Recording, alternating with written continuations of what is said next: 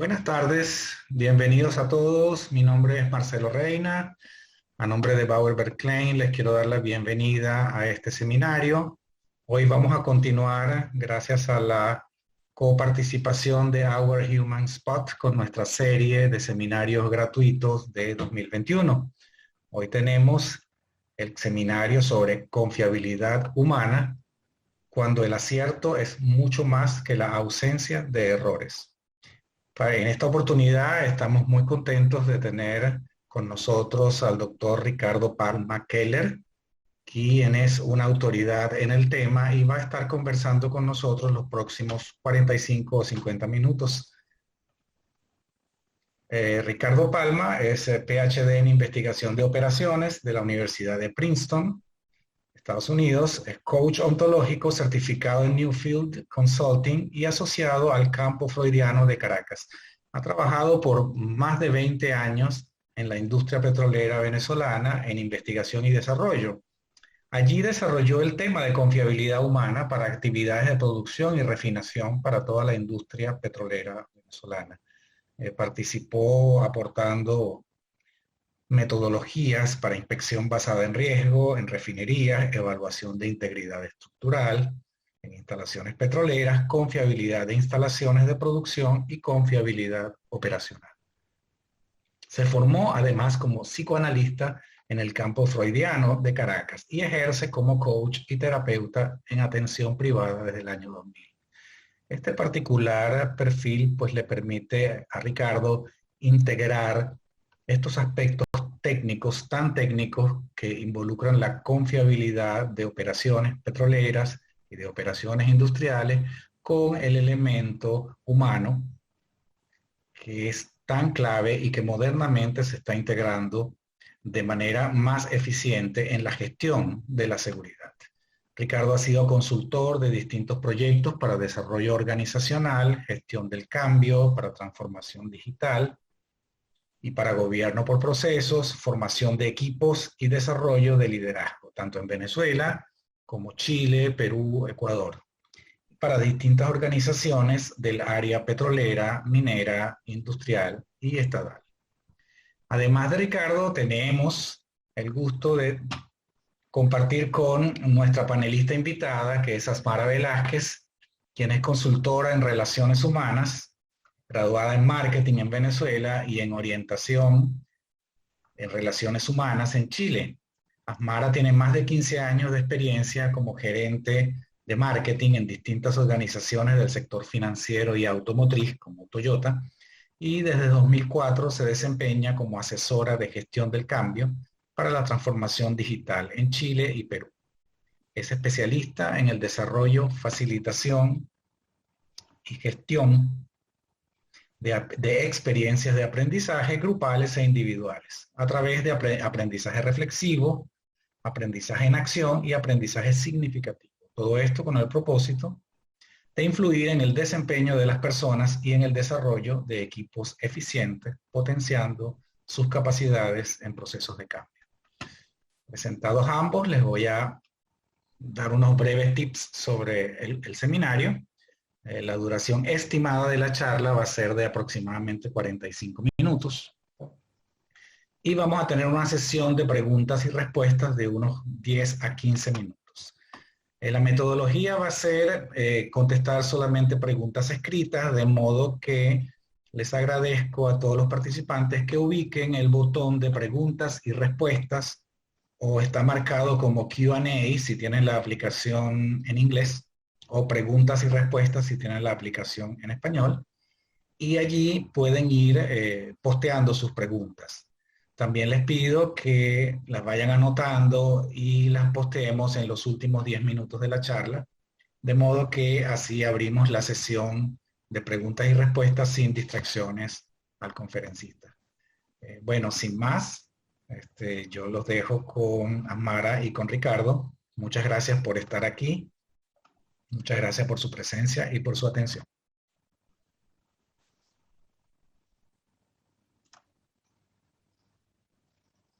Muy buenas tardes. Gracias, Marcelo, por tu presentación. Gracias, Mara, por tu presencia. Gracias, participantes. Ustedes son los más importantes en el día de hoy. Siempre uno ansía ser escuchado y en estas condiciones siempre es un misterio. Tenemos la confianza que lo que viene les va a gustar. Adelante, Mara. No te vemos. Ok. Ahora Bienvenida, sí. Mara. Gracias, Ricardo. Los dejo. Gracias. Gracias, Marcelo, por la presentación muy amable. Gracias, Ricardo. Y bienvenidos todos. Muchas gracias por estar con nosotros. Y agradezco su compañía el día de hoy. Bienvenidos. Pasamos entonces ahora a compartir pantalla para ver la presentación.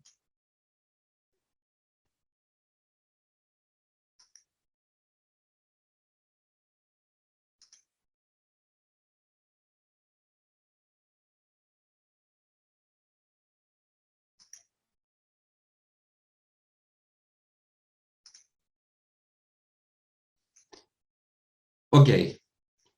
En caso de que haya alguna dificultad con la imagen, en caso de que haya algún problema con la comunicación, te agradezco, Mara, que me lo hagas saber en cualquier momento que sea necesario. Y si usted, algún participante, tiene alguna sugerencia en el transcurso de la presentación, Asmara puede tomar nota de sus observaciones en Q&A. Confiabilidad humana es un tema interesante y vamos a ver por qué. Porque es un tema más complejo de lo que aparenta en un principio. El hilo de esta conversación va a ser el siguiente. Primero vamos a ver una historia de máquinas y personas, que es una anécdota súper ilustradora. Después vamos a ver qué pasa con la confiabilidad de máquinas y personas. Después vamos a ver una definición de confiabilidad humana que nosotros la asociamos a saber acertar. Y después nos preguntamos si es posible aprender a acertar. Y la respuesta es sí. Y depende de saber pensar, hacer y sostener. Vamos a justificar esta definición. Y finalmente la relación entre saber acertar y power skills, que es una definición que proponemos para llevar a la práctica esta intención de explorar la confiabilidad humana en profundidad. Esta es la historia. El 23 de julio de 1983, un Boeing 767 de Air Canada volaba de Ottawa a Edmonton con 61 pasajeros. De pronto, en medio del viaje, ambos motores se detuvieron a plena altura. El capitán hizo planear el avión hasta una antigua base aérea de Gimli. Es una base aérea canadiense que estaba en desuso, una pequeña pista. Este hombre tuvo la habilidad de hacerlo planear de qué manera, como derrapando, o sea, oponiendo la mayor resistencia posible al aire para frenar el avión. Obviamente un 767 no es un avión diseñado para planear, pero consiguió. El avión aterrizó bien, no hubo ningún lesionado por el acto de aterrizar. Sin embargo, la gente huyendo del avión, algunos se golpearon un poco. A los 2 días el avión volvió a volar y trabajó durante 25 años en el Canadá. ¿Qué fue lo que ocurrió? ¿Qué fue lo que condujo a que los dos motores se detuvieran en medio del viaje en plena altura? Hacía pocos días antes de este viaje, falló uno de los 2 circuitos de medición de combustible. El 767 tiene doble circuito de medición para asegurarse que si falla uno, el otro funcione. Como el computador recibe doble medida, decide con qué medida se queda y la comunica, o qué comunica. Pero como hubo una falla, y una falla intermitente, no continua, un mecánico deshabilitó el circuito fallado y el avión pudo continuar porque el computador puede trabajar con un solo circuito. En la siguiente escala, otro mecánico se dio cuenta que estaba desactivado y lo activó. En consecuencia, el computador de nuevo quedó perplejo. Entonces el capitán pidió una medición manual. Dijo, no, dame una medición manual. Se la dieron en libras y él la escuchó en kilos. Porque la línea aérea había decidido, pocos días antes, cambiar de un sistema métrico al otro. En conclusión, el avión cargó la mitad del combustible necesario. Esto es lo que está detrás de la historia. ¿Por qué esta historia es aleccionadora en el tema de confiabilidad? Porque hay una mezcla. Si fallaba ese avión en el aire, era un desastre terrible. O sea, la vida de nosotros muchas veces depende de máquinas. pero al mismo tiempo la funcionalidad de la máquina depende de nosotros. Si hacemos un equipo íntimo, hombres y máquinas. Y eso es así, si en este momento mi computador falla, nos fregamos todo. Entonces, es clave esta coexistencia. Este ejemplo está sacado de la referencia en la parte inferior. Empieza el libro con esta historia, porque es una historia leccionadora y tiene algo extraordinario. Dice que a veces las personas podemos hacer algo inesperado mucho mejor de lo que se supone que deberíamos hacer. Y es el caso de que este hombre pudo hacer planear el avión, cosa que no está especificada en las habilidades necesarias de un piloto de avión comercial. Esta habilidad de las personas para inventar, improvisar, mejorar, está como en el centro de el potencial de la confiabilidad humana para construir un mundo mejor. Entonces el tema es cómo es la confiabilidad de este sistema complejo de hombres y máquinas. Las máquinas son diseñadas, construidas, operadas, mantenidas y reemplazadas por personas. En consecuencia, su confiabilidad depende de las acciones humanas. Por otro lado, las personas pueden actuar tal como se espera, mejor o peor. Y su confiabilidad depende de su capacidad para acertar. En consecuencia, la confiabilidad de los sistemas personas-máquinas depende principalmente de la confiabilidad humana, porque está detrás de los dos elementos que están interactuando. Y esto nos indica las estadísticas. Cada vez más la confiabilidad humana es más decisiva en el funcionamiento de sistemas complejos. Y a medida que las máquinas se perfeccionan, en la medida que empiezan a poder pensar más que a hacer solamente, empiezan a haber elementos distintivos que son propios de la confiabilidad humana que se convierten en claves, que antes no eran claves. Ahora nos preguntamos, ¿cómo definimos la confiabilidad humana? Confiabilidad humana es, según esta referencia, que está abajo, es un handbook de Human Reliability, se usó mucho para diseño de plantas nucleares y dio pie a la práctica de la ingeniería de confiabilidad, que tiene más de 40 años, con resultados exitosos en varios campos, y define confiabilidad, este libro, como la probabilidad de que una persona realice correctamente una acción requerida y no ejecute ninguna otra acción que pueda dañar el sistema. A primera vista luce lógica, precisa, agradable, tranquilizadora. Sin embargo, hay dos preguntas que quedan en el aire. La primera es, no puedo calcular probabilidades sin estadística, no puedo tener estadísticas sin repetición. Por lo tanto, puedo aplicar esta definición solo a aquellas acciones humanas que son repetitivas y respecto a las cuales se puede hacer estadística. En el fondo son acciones simples. Y después la mención a la acción requerida es obvia cuando el efecto de la acción es inmediato. Sin embargo, cuando la acción humana tiene efectos de largo plazo o mediano plazo que no son ni obvios ni inmediatos, la acción requerida no es evidente. Entonces, con esta definición se consiguió, y se ha conseguido, por ejemplo, que las salas de control de las plantas nucleares se manejen con mucha confiabilidad, porque se tiene una medida exacta de la probabilidad de que alguien lea mal algo, accione mal algo, piense equivocadamente algo, o se distraiga por algún motivo. Entonces hay estadística, hay acciones simples, y entonces la operación de las salas de control de plantas nucleares, y por lo tanto su diseño también, ha progresado mucho con esta metodología. Sin embargo, hay muchas acciones humanas sobre las cuales no hay estadística, porque son acciones que son difícilmente repetibles en las mismas condiciones, y también porque la acción requerida no es obvia. Es parte de la confiabilidad el encontrar la acción requerida. Entonces proponíamos una definición diferente, que es, confiabilidad humana es la capacidad de las personas para acertar. Es más ambigua. Ahora, si este acertar se refiere a una acción simple, repetitiva, con efectos inmediatos, vamos a la definición de la ingeniería de confiabilidad. Pero con esta definición de la posibilidad de acertar, podemos explorar campos más amplios sobre toma de decisiones y contextos más generales. La pregunta es si la definición puede ser operacionalizada o no. Y eso es una preocupación que siempre tenemos en ingeniería, o sea, queremos que las cosas se puedan aplicar. Por lo tanto, la pregunta es si es posible aprender a acertar. Y la respuesta definitiva es sí, es posible, a condición de algo. El foco que tenemos en general es saber hacer. Y como es un foco importante porque el hacer es lo que transforma el mundo y eso está en el centro de la intervención humana sobre el mundo. Entonces saber hacer es algo que es necesario. Pero para poder comprender más profundamente en qué consiste confiabilidad humana necesitamos agregar dos elementos. El primero es saber pensar, que es distinto a hacer. ¿Por qué? Porque el pensar es más libre.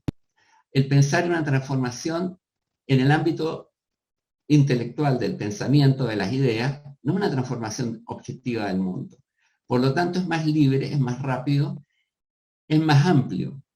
De todo lo que uno piensa, puede hacer algunas cosas, no todas. Entonces, el pensar necesita un grado de libertad para poder ser efectivo, y nos hace falta. Y también se agrega el saber sostener. Y esto es un punto que es súper importante, porque uno cree que las cosas se sostienen por sí mismas, y eso no es así. Vamos a ver más adelante en cómo se sostienen las cosas, cómo las situaciones se sostienen, tienen una dinámica distinta a cómo se hacen y cómo se piensan. De hecho, las máquinas sostienen automáticamente, una máquina va a repetir siempre lo que debe hacer. No tiene impedimento a hacer lo que debe hacer, ni tentación de algo distinto, simplemente repite aquello que debe hacer, excepto que falle, digamos. Pero no hay un saber asociado al sostenerse, al sostenimiento. Con estas dos agregados, saber pensar y saber sostener, tenemos una propuesta súper concreta. Es posible aprender a acertar. Vamos a empezar por el pensar. Para saber pensar, vamos a utilizar tres modelos. El primer modelo es un modelo que alude a la circunstancia en la cual estamos nosotros enfrentando algo. ¿Por qué la circunstancia necesita ser comprendida? Porque si nosotros estamos alineados con la circunstancia, nuestra acción es coherente. Si nosotros vamos a contrapelo de la circunstancia, nuestra acción puede ser contraproducente o en todo caso desaceptada. Entonces, saber pensar es clave y el primer aspecto es entender en qué circunstancia estamos pensando. El segundo son los conocimientos que nosotros necesitamos, no vistos desde un punto de vista académico, sino desde un punto de vista de qué acciones nos permiten realizar. Hay conocimientos que nos permiten realizar acciones súper precisas, otras acciones sumamente erráticas. Entonces, entender exactamente qué tipo de conocimiento necesitamos nos orienta sobre qué acciones son las que podemos enfrentar en forma efectiva y cuáles no. Y por último, las consecuencias de la acción son fundamentales, porque las consecuencias es lo que justifica, le da sentido a lo que estamos haciendo ahora. O sea, nosotros hacemos cosas en función de las consecuencias que van a tener, y eso es lo que nos permite regular lo que nosotros hacemos. Entonces, el pensar necesita fijarse en las circunstancias, en los conocimientos y en las consecuencias. Este modelo es un modelo, la referencia está en la parte de abajo, el nombre es Cinefin, y esta es una palabra galesa, que significa como el lugar donde yo pongo mis cosas. Entonces tiene que ver con cuál es el contexto en el cual nosotros estamos trabajando. Y identifica cuatro contextos: simple, complicado, complejo y caótico. Un contexto simple es un contexto en donde las cosas son bastante claras, es estable, las relaciones causa-efecto son claras y existen mejores prácticas. Hay bastante control acá. Un contexto complicado, hay relaciones causa-efecto que no son tan evidentes, por lo tanto necesitamos cierta capacidad de análisis para entenderlo. Ya lo que es mejor no es tan claro, pero lo que es bueno se entiende. O sea, hay buenas prácticas. Aquí los especialistas son clave. El contexto complejo es un contexto que es sorpresivo por definición. Tiene relaciones de retroalimentación que generan respuestas sorpresivas que no nos imaginamos que podían existir. En consecuencia, son prácticas emergentes las que son efectivas y en general uno necesita probar, experimentar, medir y después actuar. Y por último, un escenario que es caótico requiere una acción inmediata, una acción efectiva, y no hay tiempo para pensar, no hay tiempo para experimentar, requiere una acción, como primer paso, hacer algo. No voy a hablar más sobre esto porque este es un modelo complejo, es un modelo interesante y es toda una especialidad. Pero cómo cambiamos de un escenario a otro es clave para que sepamos acertar. Si nosotros tenemos un escenario que es complicado y lo tomamos por simple, lo más probable es que nos equivoquemos. Si tenemos un escenario complejo y lo tomamos por complicado o simple, probable es que nos equivoquemos. Entonces, la confusión de escenario es una fuente de error. Por lo tanto, para acertar, más vale que entendamos en qué escenario estamos enfrentando. ¿Ok? Vamos a dar un ejemplo práctico. Simple puede ser preparar el presupuesto de una empresa para el próximo semestre. Hay procedimientos, hay mejores prácticas, hay especialistas, se hace generalmente, hay bastante conocimiento, no hay problema. ¿Qué puede ser complicado? Por ejemplo, digitalizar la gestión de recursos humanos. Esto es complicado, hay que preguntar a mucha gente, hay que entender cosas que son más complicadas, pero finalmente se puede enfrentar. ¿Qué puede ser complejo? Por ejemplo, cambiar el modo presencial de trabajo al modo remoto al 80% del personal de la empresa. Por ejemplo, la empresa ya no puede tener más un edificio que antes tenía. O sea, ya no lo podemos. Tenemos que pasar al modo remoto. Esto es complejo porque vamos a tener resultados paradojales. Y lo más probable es que nos convenga experimentar parcialmente para ir incorporando poco a poco. O sea, hacer un diseño, pretender un diseño robusto del inicio, puede ser una trampa realmente complicada. O sea, puede producir efectos contraproducentes. Y un caso caótico, por ejemplo, reducir costos de operación en un 20% sin afectar ni la producción ni la economía. Esto ocurrió en el Mar del Norte cuando las empresas petroleras tuvieron que enfrentar precios descendientes, inferiores, y no iban a poder sobrevivir sin bajar costos radicalmente. Y la forma de enfrentarlo era decirle al jefe de un área, en un semestre bajas tal por ciento tus costos o estás fuera. Y de ahí surgieron cantidad de iniciativas súper interesantes, por ejemplo, muchas relacionadas con la cadena de suministro. Entonces las empresas enfrentan estos escenarios y sus estrategias deben ser distintas, deben adaptarse al escenario. Entonces la primera parte de pensar es entender las circunstancias que estamos, y este modelo ayuda. La ventaja del modelo es que nos facilita entrar en el tema con menos ambigüedad, nos ayuda a pensar. El tema del saber. ¿Cuáles son los conocimientos que vamos a utilizar? Hay conocimientos que nos permiten controlar, típicamente ciencia, tecnología y ciertas relaciones en que el ejercicio del poder permiten tener bajo control algo. Eso lo podemos controlar. A veces nuestras capacidades no nos permiten controlar, pero podemos registrar. ¿Qué significa registrar? Yo no sé lo que va a ocurrir, pero puedo anotar aquello que ocurre y con esa información puedo hacer seguimiento, modelaje y adelantarme en algunos casos. Ahora con Big Data el registro es una área riquísima para poder tener acciones más efectivas. Está bien, no podemos controlar, pero por lo menos podemos registrar. A veces ni siquiera podemos registrar, porque lo que estamos experimentando no tiene formas de un registro modelable, pero podemos nombrar. Muchas de las experiencias y las capacidades en supervisión, en gestión, en management, requieren usar un uso apropiado del lenguaje. O sea, nosotros muchas veces trabajamos hablando. Entonces, saber nombrar es súper importante, porque permite ser hábil en un área donde no puedo registrar y no puedo controlar, pero puedo nombrar. Y el área más sutil, y a veces que nosotros no consideramos adecuadamente, es el área donde saber ignorar es importante. Lidiar con la ignorancia propia y con la ignorancia ajena es un arte imprescindible en las organizaciones contemporáneas, entre otras cosas, porque uno aprende de lo que ignora y uno colabora a través de lo que ignora. O sea, uno aporta al otro lo que el otro ignora y uno recibe del otro lo que uno ignora. Cuando esta área está mal manejada, la colaboración y el aprendizaje se debilitan tremendamente. Y en general es un área muy problemática porque no es obvio cuál es el arte de ignorar. Tiene mucho que ver con la ética. Por ejemplo, la superstición es una manera tramposa de evadir la ignorancia. Tiene mucho que ver, por ejemplo, cuando hay faltas de reglas claras, puede haber tendencia a saltarse ciertas rayas amarillas. Entonces, en el saber ignorar hay una mezcla de ética.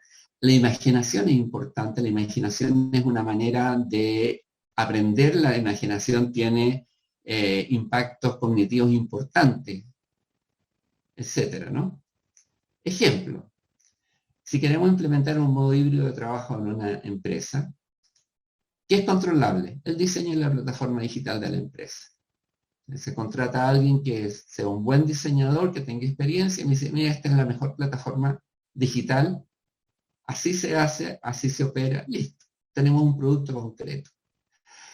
Ahora, hay cosas que no podemos controlar, pero podemos registrar. Por ejemplo, el uso que la gente haga de la plataforma.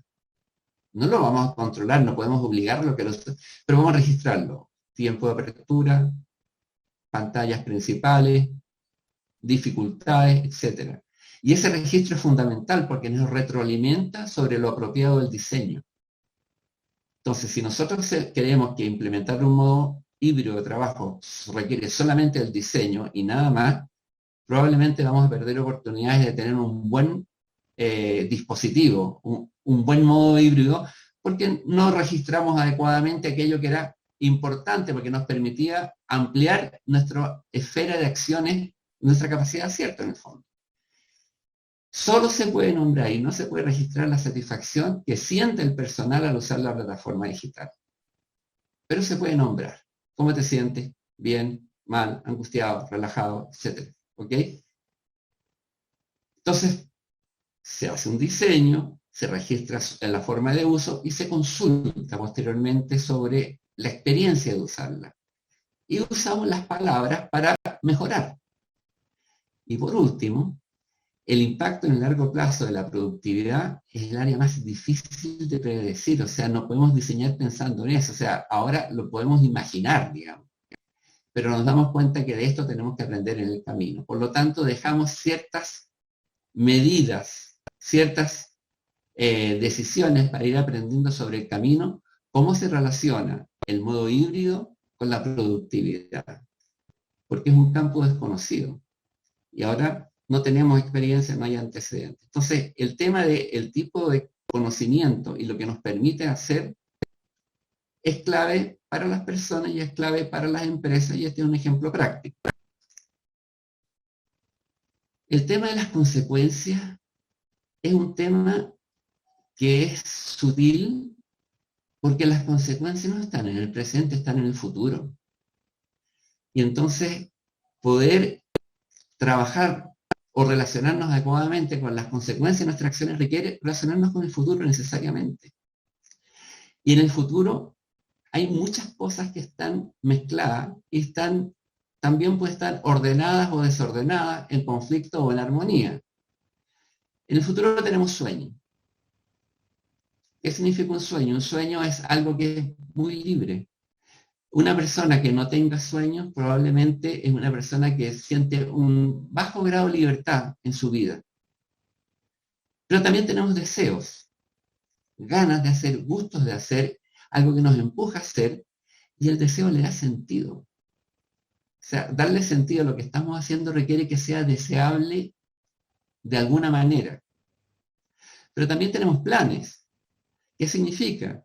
Que tenemos cosas concretas que conseguir y las ordenamos en el tiempo. Mañana esto, pasado esto, después esto. Yo empiezo a estudiar en el primer año, termino en el cuarto o quinto año y después hago otra cosa. O sea, tenemos una cierta planificación hacia el futuro que es importante porque nos permite conseguir cosas que nos importan.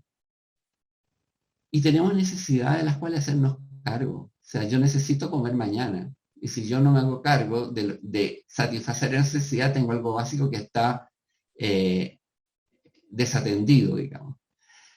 Necesidades, planes, deseos y sueños forman una especie de ecosistema que está en el futuro, pero que marca nuestro presente notablemente.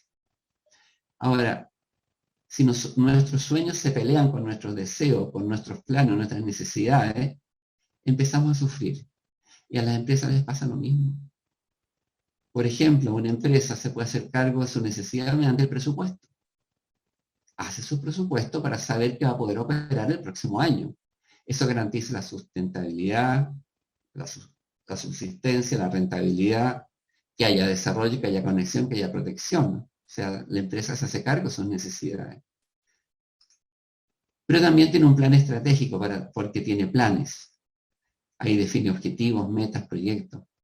Cómo se va a organizar para conseguir esto. O sea, no basta con la necesidad, también necesita el plan. También tiene deseos que se expresan sus valores. Los valores de la empresa le dan motivación, sentido, impulso, sentimiento a alcanzar algo. Y también tiene sueño, que es la visión. Las empresas tienen visión. Ahí está la creatividad, hacia dónde vamos, dónde está el futuro. Entonces, tanto las empresas como las organizaciones nos relacionamos con el futuro y este vínculo hay que cuidarlo. Si nosotros descuidamos el vínculo que tenemos con el futuro, lo más probable es que sintamos angustia. Porque nos ubicamos subjetivamente frente a un abismo, frente a un vacío. Si la relación con el futuro nos hace falta. Y es complicada en el mundo de hoy por la velocidad de cambio. Porque lo que era seguro, estable y tranquilo hace 10 años ya no lo es, y con la pandemia peor. Entonces, necesitamos proteger, reconstruir, cultivar nuestra relación con el futuro, porque ahí están las consecuencias de nuestras acciones. O sea, si nosotros queremos acertar, necesitamos pensar cómo afecto mis necesidades, mis planes, mis deseos y mis sueños, o cómo en conjunto la organización afecta sus necesidades, sus planes, sus deseos y sus sueños, con las acciones que está tomando. El ideal es que haya cierta coherencia entre estos elementos, para que se refuercen mutuamente, para que no entren en contradicción. No siempre es garantía, pero este es un punto que es importante. En consecuencia tenemos 3 modelos que nos ayudan a pensar. Circunstancias para ubicarnos donde estamos, conocimientos para saber qué podemos hacer por lo que sabemos, y consecuencias para saber qué impacto estamos generando hacia el futuro. Esto nos ayuda a pensar.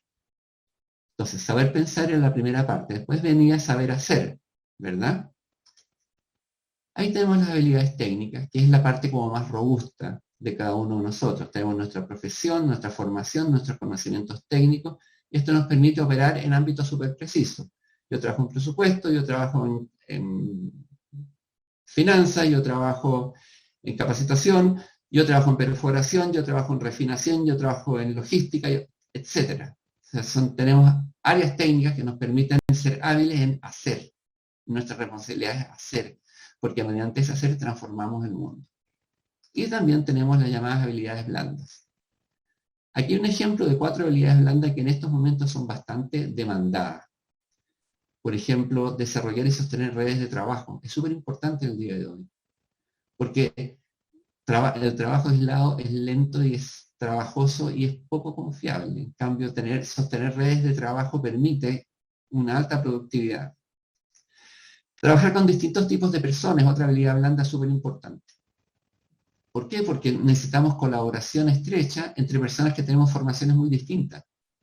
Entonces, cuando la diferencia se convierte en un obstáculo, tenemos dificultad para ser productivos. Resolver problemas complejos es otra habilidad súper importante. ¿Por qué? Porque los problemas sencillos cada vez más se resuelven solos. Los problemas sencillos cada vez son más escasos. Por los que vale la pena trabajar y por los que, digamos, hay retribución en ese aporte, son complejos. Necesitamos enfrentar problemas complejos. Y manejo del tiempo y priorización de tareas también es súper importante. Estas son algunas de las habilidades blandas que hoy son demandadas. Hay muchas otras, digamos, ¿ok? Muchas asociadas a temas de liderazgo, etcétera, que son más tradicionales. Entonces, habilidades técnicas y blandas nos permiten hacer. Y generalmente es de lo que estamos más conscientes. Es como es lo menos sorpresivo, digamos. Sí, esto ya sea habilidades técnicas o duras, digamos. Duras y blandas, no hay problema. el tema de sostener es un tema que no es evidente. El primer recurso para sostenimiento lo definen las empresas mediante los procedimientos que establecen. ¿Qué es un procedimiento? Es una manera de definir conductas que deban cuidarse y deban protegerse. Esta es la manera de hacer A o B, y se deja establecido y se sigue y se vigila.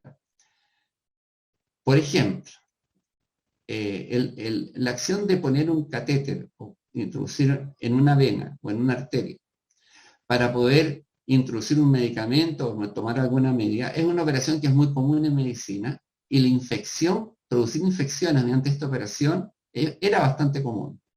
Hasta que comenzaron algunas clínicas a decir, ¿por qué nos pasa esto? ¿Por qué tenemos un porcentaje de infección relativamente alto? Y se dieron cuenta que los médicos, pensando en la vida y la muerte y el paciente y su complejidad, a veces se saltaban ciertos pasos necesarios en este acto tan sencillo. Le pidieron a las enfermeras que por favor, le recordaron al médico, lávese las manos, por favor limpie, desinfecte el paciente, marque el área, desinfecte el equipo. Son 5 pasos, 1, 2, 3, 4, 5. Consecuencia, bajaron dramáticamente las infecciones y los costos asociados. Entonces el sistema de salud funciona mucho mejor en estos casos, digamos que estos hospitales que ejercieron este proceso, cuando definieron un procedimiento. Entonces el procedimiento nos protege, está definido por la organización y son pasos obligatorios. Entonces, en un principio las enfermeras anotaban lo que hacían los médicos, después reportaban lo que hacían los médicos y por último le decían, doctor, por favor, haga esto. Y la vida mejoró. Además de procedimientos que permiten sostener, o sea, permiten que algunas cosas ocurran, siempre, sin garantía, están las rutinas. Las rutinas son acciones que nosotros repetimos sin darnos cuenta y sin proponerlos así, sin darles importancia, y que empiezan a ocupar un lugar importante en la vida nuestra. A raíz de la pandemia nos hemos dado cuenta de lo importante que era el cafecito en la mañana en la oficina. Que es una rutina. No le hemos dado importancia. Hoy después nos dimos cuenta que, yo le vi la cara a mi jefe, le vi la cara a mi amigo, le vi la cara a mi vecino, le vi la cara a mi cliente, etc. Y me di cuenta cómo venía. Entonces pude ajustar mis conductas de acuerdo a lo que pude darme cuenta en el cafecito en la mañana. Hay muchas otras rutinas. Hay cantidad de rutinas y nosotros no las diseñamos conscientemente, pero se instalan por sí mismas. Entonces la rutina es una conducta que tiene cierta inercia. Y en el extremo de la inercia están los hábitos. Y los hábitos tienen como un misterio que es súper importante. Los hábitos son como los vehículos mudos que transportan la cultura en la cual estamos inmersos. Hay hábitos de aceptar, de rechazar, el hábito de darse la mano, de abrir la mano, es muy antiguo y se sabe por qué, porque uno cuando abre la mano demuestra que no está armado, digamos, de ahí viene el hábito de darse la mano. Nos hemos encontrado en algunas organizaciones en que es muy difícil decir que no. Y no está definido, no es parte de la visión, misión, estrategia, ni siquiera se explicita, pero es un impedimento habitual, instalado, que cuesta mucho levantar y que cuesta mucho hacer consciente. O sea, el hábito tiene algo de automático, algo de, tiene una inercia, un automatismo, y por eso esos 3 elementos, procedimientos, rutinas y hábitos, dan un piso que permite sostener. En resumen, saber pensar tiene 3 modelos, saber hacer tiene 2 recursos, y saber sostener tiene 3 criterios, digamos, y cada uno tiene un cierto enfoque. La pregunta es, ¿a qué llamamos Power Skill? A esto. A todo excepto las habilidades técnicas. Entonces, Power Skill es más que Soft Skill. Power Skill es aquel conjunto de criterios, de pensamiento y de modos de pensar que nos permiten o que nos ayudan a desarrollar nuestra capacidad de acertar. Y este es el mensaje final. Ahora, cada uno de estos elementos tiene una definición, tiene un propósito. Queremos mostrarlos en conjunto, porque su conjunto le da sentido a lo que cada uno aporta en cuanto a ayuda para acertar. Entonces, en resumen, el saber pensar, el saber hacer y el saber sostener nos ayudan a acertar, o sea, nos ayudan a aumentar la confiabilidad. Con esto estaríamos terminando la exposición. Yo creo que el tiempo está adecuado, cosa que me alegra mucho. Entonces tenemos una oportunidad para poder conversar sobre este tema. Voy a salir de la pantalla, dejar de compartir y vamos a comenzar a hablar, ¿ok?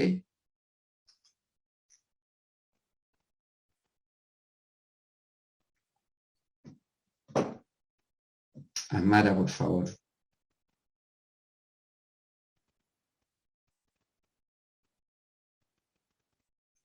Tienes que activar tu micrófono para escucharte. Aquí estoy, Ricardo. Hola, ya no estoy solo. Ya somos dos. Y todos nuestros participantes.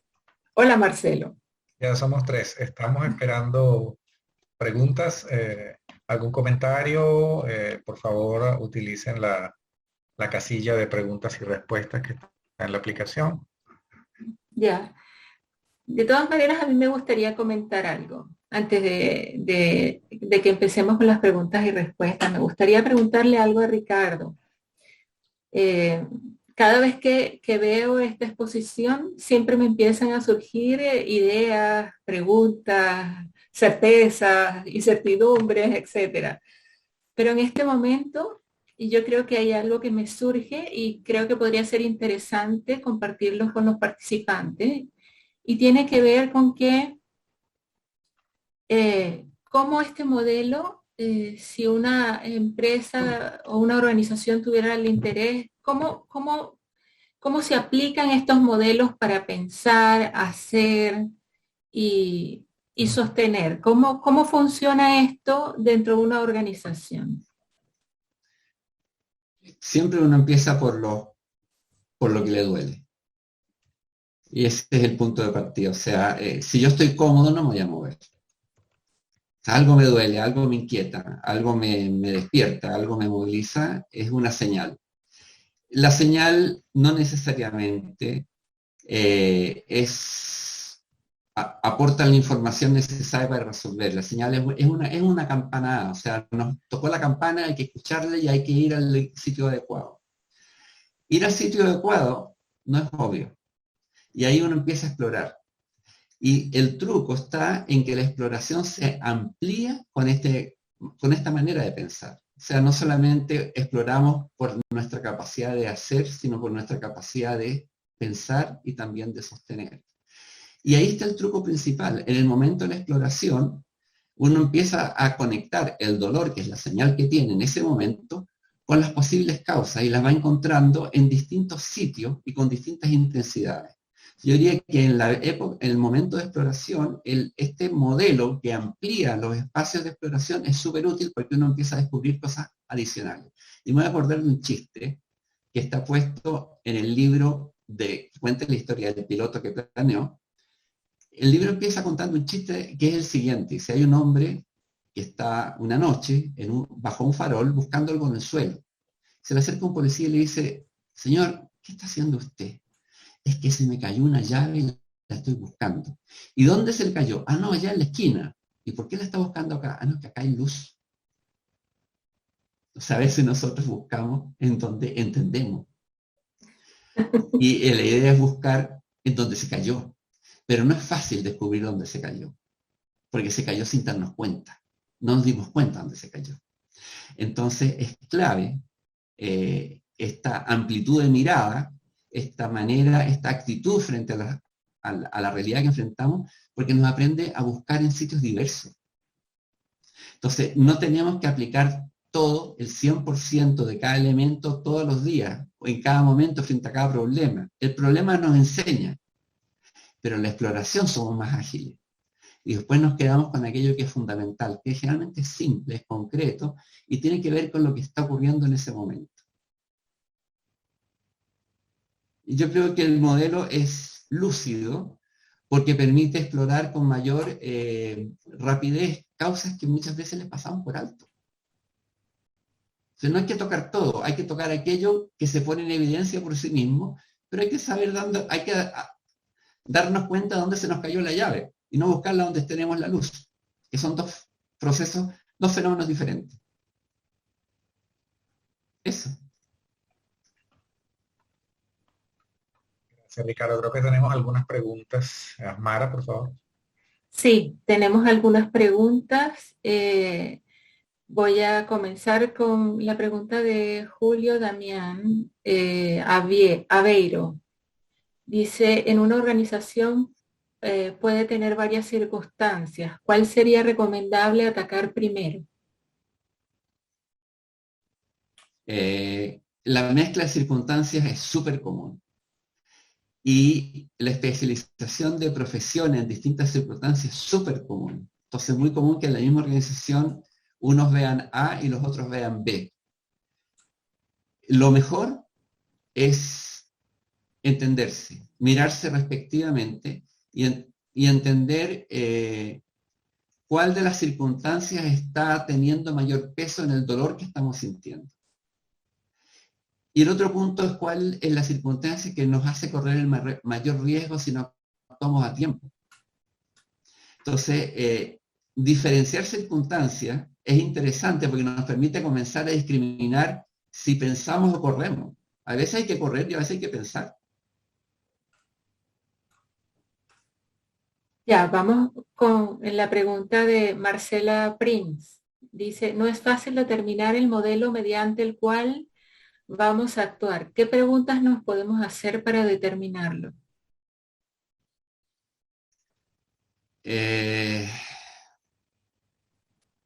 Yo voy a responder. Ya, yo tengo un problema. Yo tengo un problema porque yo tengo dos profesiones que son también como en los polos opuestos. Soy ingeniero y psicoanalista al mismo tiempo. Entonces, cuando uno... ¿Qué hago para no ser bipolar? Porque eso es una posibilidad. O sea, o estoy en A o estoy en B y A se pelea con B y no se entiende, digamos. Esa es bipolaridad. No. ¿Qué hago para aportar cierta coherencia, digamos? ¿Ok? La imaginación ayuda. Yo creo que cuando uno tiene un problema, cuanto más difuso, amplio, general, complejo, enredado, la imaginación es una buena cosa. Yo tengo un hermano que dice que resuelve las cosas soñando y yo le creo. Ayuda a alumbrar aquello que es más difuso y a medida que uno va trayendo luz poco a poco, comienza a usar cosas que son más sistemáticas. Por eso es que a veces tenemos palabras como madurez, experiencia, que las usamos en el trabajo para diferenciar a aquellos que tienden a atinar más que otros. Simplemente porque la vida les enseñó que necesitaban, para poder atinar, necesitaban cierto grado de amplitud, cierto grado de imaginación, para poder ir precisando y después ir viendo de cada campo que va surgiendo a quién sabe de eso. Algún otro sabrá más de esto, algún otro sabrá más de aquello, y ahí se empiezan a surgir los especialistas. Pero cuando el campo es más complejo, el recurso es más difuso. Y generalmente en las empresas le decimos experiencia, madurez, intuición, le damos muchos nombres. En ingeniería nos gusta decir visualización. Es un poquito un cierto pudor que tenemos con el término soñar. Me parece excelente la acotación, Ricardo, porque de alguna manera cuando hacemos una visualización estamos en el campo de lo que quisiéramos que fuera. Bueno, cuando tenemos ya que concretar, es súper importante. Mira, a mí me pasaba una cosa muy divertida. En las reuniones de ingenieros yo decía, pero qué tipos tan cerrados para pensar, solamente ven aquello que se puede medir. En las reuniones de psicoanalistas decía, pero qué tipos tan poco prácticos. Se hablan, no concretan nunca. Está bueno. Es divertido, o sea, es impresionante, porque son como clubes con sesgos muy diferentes. Y la realidad da para todos, o sea, no es que uno sobre o otro esté de más, todos servimos. pero todos servimos de alguna manera, de algún modo. El tema es que poder acertar requiere cierta flexibilidad. Ya, tenemos bastantes preguntas, Ricardo. Seguimos con Roberto Muñoz. ¿Cómo influir en los empleados para que todos estén convencidos en los modelos de la confiabilidad humana? ¿Qué metodología se usa para difundirlo en todos los empleados? Yo usaría un recurso, una mezcla de recursos, pero yo creo que tal vez el espacio más rico de experiencia que todos tenemos en la vida familiar. Si hay algo complicado es educar a un hijo. Entonces, si uno le pregunta, ¿y tú acertaste criando a tu hijo? Yo creo que muchos de nosotros vamos a decir, más o menos. Mi mamá decía, mira, uno siempre se equivoca, de una manera u otra. Entonces, hay experiencias que son muy aleccionadoras y que son transversales, digamos. Y la otra cosa, en caso de una empresa, es comparar lo que nos hemos propuesto con lo que hemos conseguido. ¿Qué definimos en nuestro plan el año pasado? A, B y C. ¿Y qué hemos conseguido este año, en el tiempo transcurrido? Bueno, en esto nos fue más o menos y en esto nos fue súper bien. Entonces, el acierto puede ser mayor o menor y nosotros lo que hacemos es comparar qué nos hemos propuesto y qué hemos conseguido. Y esa historia nos enseña. Entre otras cosas, nos protege de las modas transitorias, que son espejismos peligrosos. O sea, ahora todos corrimos para allá. Y ahora todos corrimos para el otro lado. Y en el fondo seguimos el mismo punto. Entonces, ¿cómo nos protegemos de modas? Y ha habido cantidad, ¿no? No sé, reingeniería, después de reingeniería venía la otra, y la otra, y la otra, y la otra. Y esta nos traía la felicidad, y la felicidad no llega nunca. Entonces, es como poner los pies en el suelo. Entonces, yo creo que con las personas, lo mejor es tomar las experiencias que tienen y empezar a mirarlas con esta óptica. Porque la experiencia que tiene es la materia prima, o sea, todos nosotros somos un laboratorio con patas, o sea, nosotros todos somos laboratorio con patas. Lo que pasa es que no medimos el resultado del experimento que cargamos en sí. Como no lo medimos, no aprendemos. Pero el punto, vamos a aprender de lo que vivimos, digamos. Vivimos, aprendemos y entonces entendemos qué hacer. Entonces, para poder hacer esto, lo que yo haría, arrancaría con la realidad que cada uno enfrenta y empezaría como a desmenuzarla. No llegaría con un modelo que decir, esto resuelve todo. Trataría de ver qué aspectos del modelo les pueden ser más útiles. Y empezaría de a poquito. O sea, yo no fui a la universidad o no fui a la escuela y me enseñaron de primero a sexto todos juntos al mismo tiempo. Empecé primero y segundo y tercero y después fui avanzando a poco. Acá es lo mismo. O sea, ¿qué es lo primero en cada caso? Bueno, ¿cómo me aprieta el zapato? ¿Cómo me he ido en el pasado? ¿Qué necesito garantizar? ¿De qué debo cuidarme? Y ahí empiezo a ver qué punto de vista o herramienta me es más útil. Y yo creo que de esa manera es posible además dejar instalado, porque el tema no es llegar con la propaganda. Ricardo, vamos a contestar. ¿Cómo estamos con el tiempo, Marcelo? Bueno, ustedes son los dueños del tiempo, estamos bien, podremos tener 5 o 10 minutos más, como ustedes quieran. Creo que Ricardo decide finalmente. Okay. Si no lo agotamos mucho. No. Yo creo a mí me encanta hablar, es un defecto. Perfecto, entonces adelante, Amara. Ok, tenemos a Diego Soto, dice, además de lo obvio en lo transversal, ¿cómo juega la comunicación y la participación activa? ¿De qué manera se puede asegurar de que este proceso, de qué manera se puede asegurar este proceso? Comunicación es una de las habilidades blandas más transversales. Y en realidad comunicación es como la letra A, es como, ¿te acuerdas cuando aprendíamos a leer mi mamá me ama, yo amo a mi mamá? Así es comunicación, es lo primero. Porque sin comunicación no se sostiene el resto del edificio. Entonces sí, comunicación es clave. Eso es definitivo. Ahora, muchas veces nos mandan a cursos de comunicación y tenemos toda una teoría de comunicación y cuando llegamos a la realidad no podemos hacerlo porque nos enfrentamos con algo que no sabíamos que estaba ahí. Por ejemplo, con este aspecto que les mencioné hace un momento atrás, de no poder decir que no. Si yo no puedo decir que no, empiezo a perder sinceridad. Y eso degrada la comunicación automáticamente. Entonces, si está instalado este hábito, por más cursos que me manden y teoría que tenga, no va a funcionar. Hay una barrera instalada de hecho que no la puedo levantar. Ya vamos con la siguiente. ¿Puedo? Gloria Fulmer, ¿cómo se implementan o se pueden utilizar estos modelos desde el coaching ontológico? Muy interesante. Coaching ontológico es como la novia que tuve a los 15 años. O sea, estuve enamorado de él, pero ya no. Es bueno porque nos hace ver hasta dónde el lenguaje es clave, o sea, vivimos inmersos en el lenguaje. Hay una frase que me gusta mucho, ¿no? Creo que es de McLuhan, del hombre este que hablaba sobre la publicidad. Él dice, yo no sé quién descubrió el agua, pero no fue un pez. La tenía encima. El lenguaje es igual. El lenguaje es el agua de los seres humanos, lo tenemos demasiado encima. De hecho, nos constituye, o sea, un ser humano no existe sin lenguaje. Si uno toma un cuerpo humano y le quita el lenguaje, no es un ser humano por ningún motivo. Necesita el lenguaje para ser un ser humano. Entonces, la magia de ontología del lenguaje es que sustenta o aclara, digamos, el rol que el lenguaje tiene y además tiene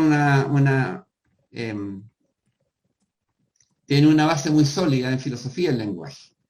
Entonces tiene una base sólida, tiene un punto de vista extraordinario, tiene un aporte interesante, pero en el caso mío, bueno, fue mi novia a los 15 años, ya.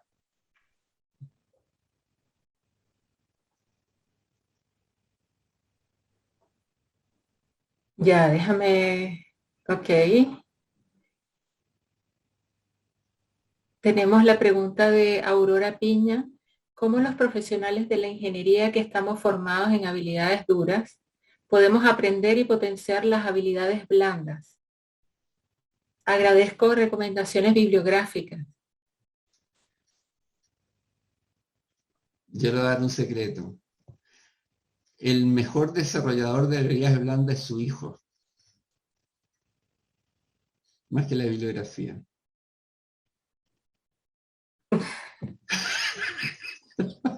Es una respuesta tramposa, pero no me lanzo al agua con un libro ahora.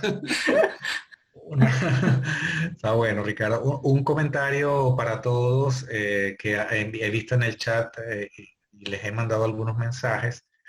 Vamos a hacer un envío por correo a todos los participantes de las referencias. Algunas no se veían en la parte inferior de la pantalla.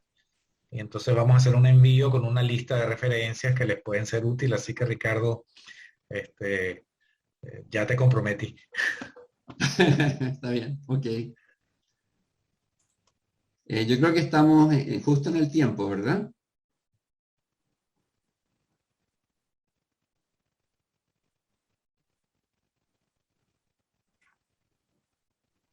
Sí, llegamos a la hora. No sé si continuamos un ratito más, nos quedarán como... Marcelo, no te escuchamos. Tienes cerrado el... Perdón, un par de preguntas más y estamos bien. ¿Ok? Ok. Sí hay, yo creo que hay, sí, hay muchísimas. Entonces, Sí, hay bastantes preguntas. sí, nos disculpan aquellos que no pudimos atender su pregunta, el tiempo es bastante limitado, pero adelante.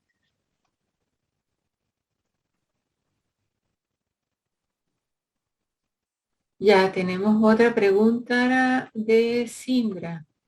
Entendiendo que estos modelos pueden ser aplicables también a nuestro desarrollo personal y profesional, pregunto, en un ambiente caótico y constantemente cambiante, ¿cuál sería el recurso más importante para llegar a tener esa visión de hacia dónde vamos? Paciencia.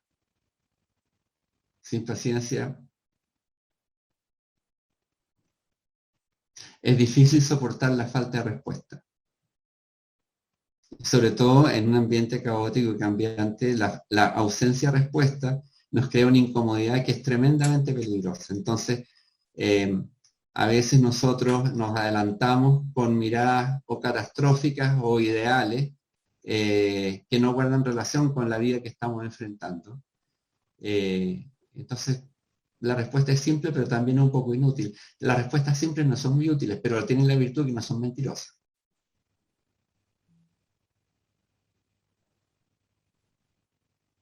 Ya, tenemos otra pregunta por acá.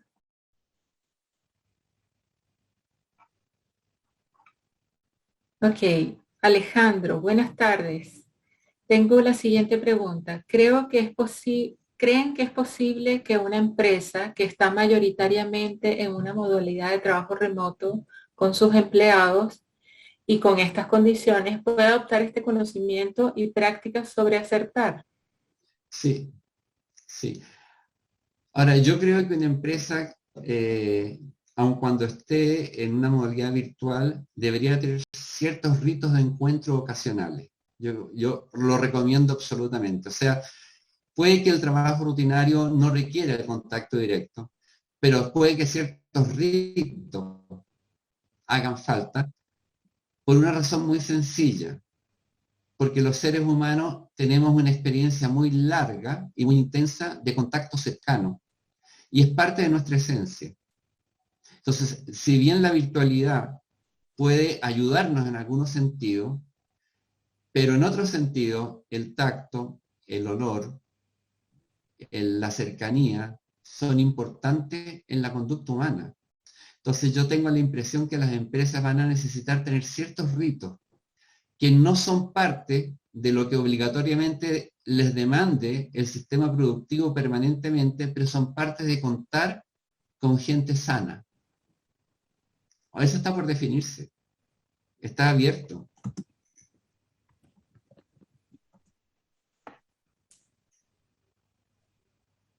Ya. Yo creo que también, Ricardo, cuando muestras estos modelos eh, que se ocupan de la circunstancia, del conocimiento y de las consecuencias, por aquello que cada vez que escucho esto siempre me surgen ideas. eh, yo creo que el modelo de las circunstancias básicamente, perdón, el modelo skillfulness básicamente aborda mucho los procesos de aprendizaje. El modelo de las consecuencias es como lo que nos da sentido y dirección. Y eso nos da sentido y dirección tanto a nivel personal como a nivel individual, como a nivel grupal, en organizaciones y empresas. Y el modelo Cinefin aborda básicamente el contexto y cómo uno logra moverse en este sentido. Y cuando hacemos la conexión entre los tres modelos, cuando hablamos de situaciones caóticas, por ejemplo, donde uno debe actuar, también es útil el modelo de skillfulness, donde uno necesita aprender sobre la marcha, donde en el caos es posible que haya mucha incertidumbre. Entonces, yo tengo la sensación de que los tres modelos se juntan en distintas circunstancias y se mezclan en distintas circunstancias para poder aprender en el camino. Bueno, de adrede no he querido, no he podido, no había contexto para profundizar en cada uno de ellos, pero cada uno de ellos se puede profundizar porque dan para mucho. Pero la idea es que el conjunto le da sentido a cada parte. Y es digamos, cuando uno habla de Power Skill, uno está hablando de habilidades que en su conjunto nos ayudan, nos colaboran para que podamos aumentar nuestra capacidad de acierto, por lo tanto nuestra confiabilidad. ¿Ok? Y la idea, y esta es una lámina que se me fue, porque era la última, es que en la medida en que sepamos acertar, podremos construir organizaciones y empresas más confiables. O sea, en el fondo el acertar es para tener confiabilidad, es para aportar confiabilidad. Que no es perfección. Bueno, Ricardo, perdón, si quisieras profundizar en algunos temas, pues tienes las puertas abiertas para que programemos un siguiente webinar para ir un poquito más en profundidad en alguno de las estrategias o metodologías. Sí, pues desde ya podemos comenzar a planificarlo. Asmara. Encantado.